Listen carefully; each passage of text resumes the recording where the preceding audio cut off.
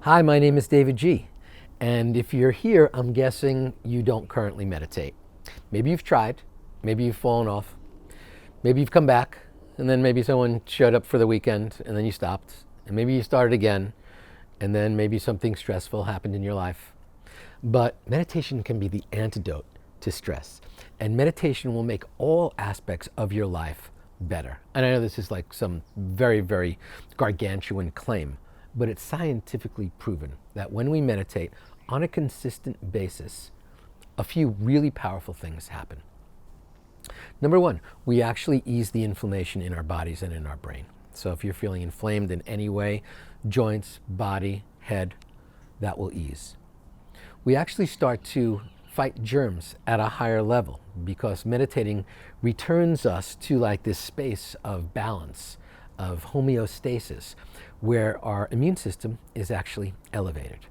We slow our breathing down, and take longer, slower, deeper breaths. We slow our heartbeat down and actually our blood pressure as well. We actually boost our sex hormones and our growth hormones, and we suppress cortisol, the stress hormone, adrenaline, and glucagon, which every time we feel stress surges into our body. It's like eating 5 Snickers bars at once. So crazy. We know we can sleep better at night. We know we are more patient in our interactions. We know we are more focused and engaged. And we know that suddenly we start making more purposeful choices. That's sort of just like a side effect. You know, you've seen all those side effects on the pharmaceutical ads on TV, and this would be like, may cause happiness type of side effects to meditation.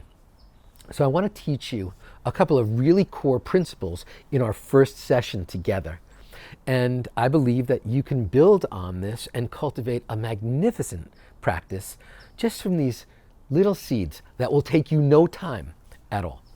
So think about something that's been bothering you for the last week. Don't go too deep. This isn't therapy, but something that's been irritating you or maybe causing some type of discomfort. Maybe there's a person associated with it, but you can get pretty clear on that. Someone said they were going to do something, they didn't. You thought something was going to unfold a certain way, it didn't. Got it? And now close your eyes and close them and take a long, slow, deep breath in and watch that breath as it goes down to your belly. And when it gets there, hold it and watch it and witness it and observe it. And now release that breath and watch it as it moves up your chest, through your throat, out through your nose or mouth. Keep exhaling. Keep exhaling that breath out as you witness it and watch it and observe it. That breath will dissipate into the ether. And now breathe normally. Open your eyes. And that was 16 seconds. And in those 16 seconds, you were not in the past. You were not in the future. In those 16 seconds, if you were playing along, and hopefully you were, you're actually not thinking about that thing I just asked you to think about. That's because you can't be in irritation or anger or discomfort and be fully present. So this technique I refer to as 16 seconds to clarity. And you can bust that out anytime you want. The key is to watch your breath as it's coming in. Watch your breath as you're holding it. Witness it as you're releasing it back out and observing it as you hold that breath out. 4, 4, 4, 4. Watching all the time. Now, if you just did that, you've just meditated. If we do that 4 times, it's about a minute. If we do it 20 times, it's about 5 minutes. And so you can have this as the core of your practice. Now, one of the biggest rookie mistakes is people saying, oh, but I had thoughts. It's like, okay, well, we have 60,000 to 80,000 thoughts a day. That's a lot of thoughts. That's a thought every 1.2 seconds. They're coming. And no technique will stop them. Hopefully nothing will stop them. Thoughts alive. And so as long as we're having thoughts, we are living and breathing, and it's all good. The beauty is that we have the ability to direct our thoughts in any moment, direct our attention to where we want it to be. We just proved it in this 16-second exercise. Even though I had asked you to think about an irritation, just by closing your eyes and watching your breath, you drifted away from that irritation into the present moment. So there are 6 stages to a present moment experience. And this happens with every present moment experience. The first stage is settling. Comfort is queen. So we want to settle in. We want to get as comfortable as possible anytime we're meditating. So you don't have to have hand mudras or sit in full lotus position. Whatever's the most comfortable seat that you could possibly get into at the time, settle into it. So number 1, settling. Number 2, once we settle in, we begin to witness. Just like we were watching and witnessing our breath, we use that as the object of our attention. There's a whole bunch of other stuff going on around us, but we were able to witness the object of our attention. So that's the next step. It's the second state. It's the second stage of the present moment experience. Now, once we've settled and begin witnessing, what would be the next logical thing to happen? We drift. Because we do have 60,000 to 80,000 thoughts a day, so very, very common and normal that we would drift away from whatever our attention is on in a given moment. We may drift away to sounds, a dog barking in the distance, a plane overhead. We may drift away to thoughts, thinking about a conversation or what we're going to get in the supermarket a little later on. And we may drift away to physical sensations. It would be very, very normal for you to go, oh, my stomach just gurgled. Oh, my knee hurts me. Oh, my joints on my hand, really, really sore. Thoughts, sounds, and physical sensations. These are the 3 obvious things that we would drift away to. Now, of course, since we are cultivating our ability to witness an object of our attention, if we are watching our breath, like we did in that 16 seconds to clarity exercise, when we notice that we're out here thinking about something else, we ever so gently drift back and forth between the object of our attention and whatever that thing is. Once we begin to drift, this is where the problem all arises.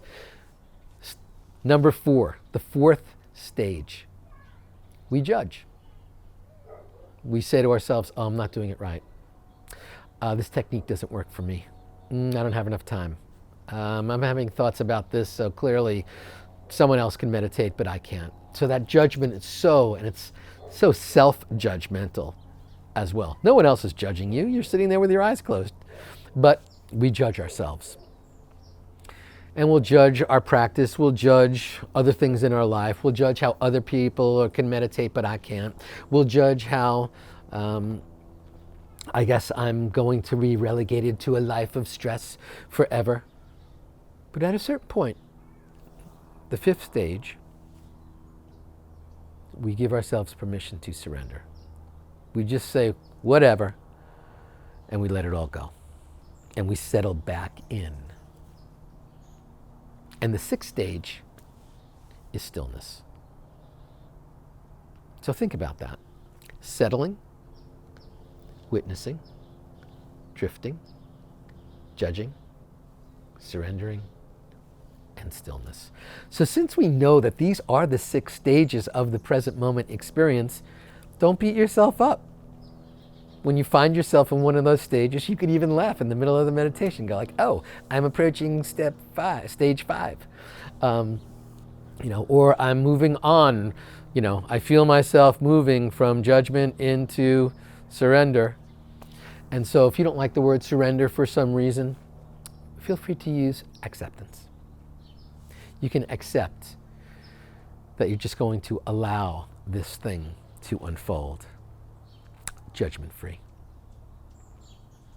So if you've never meditated before in your life, just having the 16-second practice, which you can turn into a minute or 5, and knowing that these are the things that may unfold in your meditation, should just allow you to launch into day 1 with grace and ease. So stay with me. We're going to keep this practice going.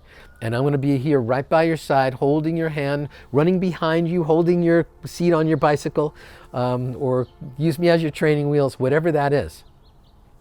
But together, we will create this beautiful practice so you can receive all those benefits of life. Stress will begin to drift away. Pain, anger will begin to subside. You'll hear sirens going on around you, and these are signs from the universe. Looking for a sign? This is it. We've got like a lot of noise telling us that, guess what? In any moment, we can connect to the stillness and silence that rests within. So join me again in our next session and give it a go. 16 seconds to clarity and the 6 stages of the present moment. So let's keep it going together. This is David G from the sweet spot of the universe, and wherever you are, that's your sweet spot. Namaste.